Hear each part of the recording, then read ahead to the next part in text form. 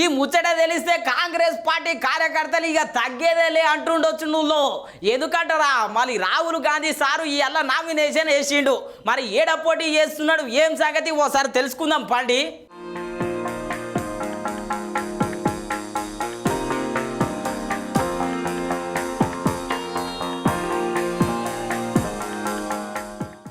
ఈ అల్ల కాంగ్రెస్ పార్టీ కార్యకర్తలు అయితే మస్తు సంబరంగా ఉండొచ్చు నువ్వు. ఎందుకంటారా కాంగ్రెస్ పార్టీ పెద్ద లీడరు రాహుల్ గాంధీ సారు ఎంపీగా నామినేషన్ వేసిండు మళ్ళా. I, Rahul Gandhi, having been nominated as a candidate to fill a seat in the House of the People, do solemnly affirm that I will bear true faith and allegiance to the Constitution of India as by law established, and that I will uphold the sovereignty and integrity of India.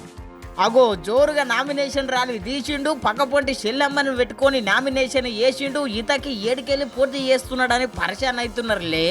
ఇక పరిశాన్ కాకుండ్రి అసలు ముచ్చట చెప్తున్నా ఇనుండ్రి. Rahul Gandhi sir Kerala రాష్ట్రంలో వయానాడు అనే parliament నియోజకవర్గం నుంచి పోటీ చేస్తున్నాడు.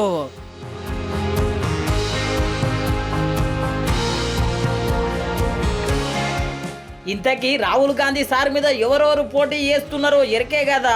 సిపిఐ పార్టీ నుంచి రాజా, బీజేపీ పార్టీ నుంచి కె సురేందర్ పోటీ చేస్తున్నారు. మళ్ళా నామినేషన్లు ఇప్పటిదాకా నడుస్తూనే ఉన్నాయి. ఏప్రిల్ 26 తారీఖు నాడు ఎన్నికలు, జూన్ 4 తారీఖు నాడు ఫలితాలు.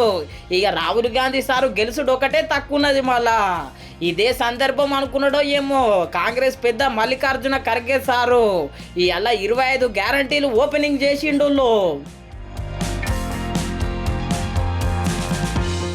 ఇగో చూస్తున్నారు కదా, అందరికీ ఇండ్ల గ్యారంటీ కార్డు ఇయ్యబట్టే. ఇండ్ల గ్యారంటీ కార్డులు వంచినాక మోడీ సార్ని ఇగో గీ తీర్లు అరుచుకున్నాడు కాంగ్రెస్ పెద్ద ఖర్గే సారు. आज मोदी हमेशा मेरी गारंटी, मोदी की गारंटी बोलते हैं. जो गारंटी वो बोलते हैं वो गारंटी कोई कामयाब नहीं होता, और आज तक उनकी गारंटी लोगों को मिली नहीं.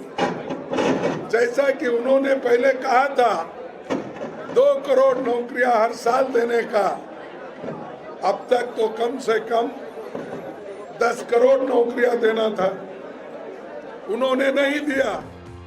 ఇన్నరు కదా ఖర్గే సారు జోసు, ఖర్గే సారు మాటలు వింటుంటే ఈసారి అధికారంలోకి వచ్చేటట్టే ఉన్నది పరిస్థితి. చూడాలి మళ్ళా లోక్సభ ఎన్నికలలో ఎన్ని సీట్లు గెలుస్తారో ఏమో.